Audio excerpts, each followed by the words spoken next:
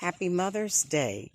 This is Grandma Alice, and this is a really very special Mother's Day to me and to my family, my siblings, and there are indeed a lot of us. My mother has 13 children. But a few months ago, in February, on the 13th of February, to be exact, we had to rush my mother to the hospital.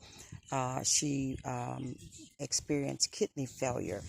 The next morning, they gave my mother 3 days to live. She had refused to take dialysis. She knew that she was having issues with her kidney and had been for a while.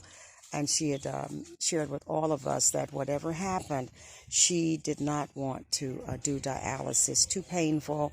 It's not something that she wanted to endure. And she wanted to continue with the best quality of life as possible. Well, of course, when we heard those words from the doctor, it's not something that you want to hear. So we talked to my mother and asked her to please reconsider her decision not to try dialysis to prolong her life and to give her a good quality of life and more time with her children and her grandchildren. She was reluctant, but she finally agreed that if all 13 of her children were in agreement and if it was what we all wanted, that she would do it.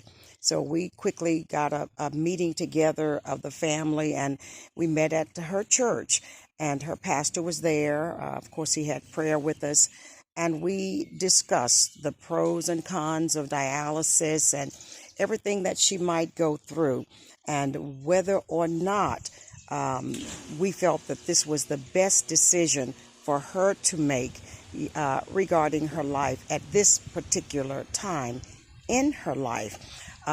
We had already spoken with the doctor briefly about any alternatives because she was 89 years old at the time.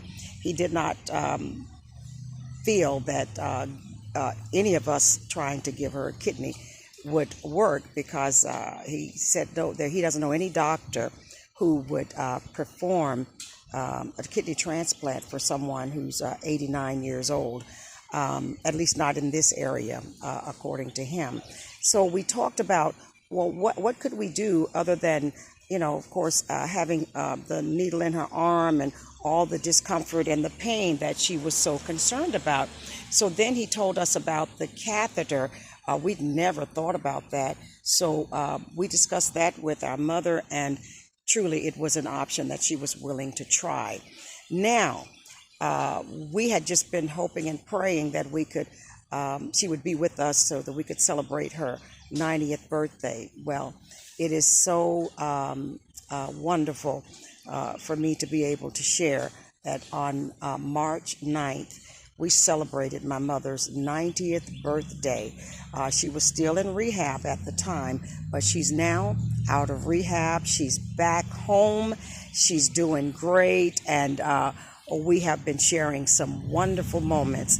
And yes, it is one of the best decisions that she has ever made. If your mother is not with you today, then our hearts go out to you. God strengthen you. God comfort you on this Mother's Day. For those of you whose mother is still with you, don't waste any moment to let her know how much you love her, how special she is. And no matter what you've been through or what it's been like, treasure these moments. The Bible talks about a virtuous woman in Proverbs 31, and I can tell you, my mother has truly been a virtuous woman, raising 13 children. My father was on the road a lot. He was a traveling musician. Need I say more? Anyway, she was there with us alone most of the time. And I can tell you, life wasn't easy. We gave that woman a fit. We're all getting our payback. She always said we would. She said our children would be our payback. And yeah, she was right once again. But those of you who have your mother, put your arms around her, embrace her, let her know how much you love her. And no matter what you may have been through, how difficult the challenges may have been for you growing up. Let the past be the past. Love on your mother. You know, the Bible says that, and it is the first commandment with the promise, that is to honor our father and our mother, that our days may be long. That is a promise that God has given us. Yes, my mother has been a virtuous woman, and truly, we have stepped up and we have called her blessed. Happy Mother's Day.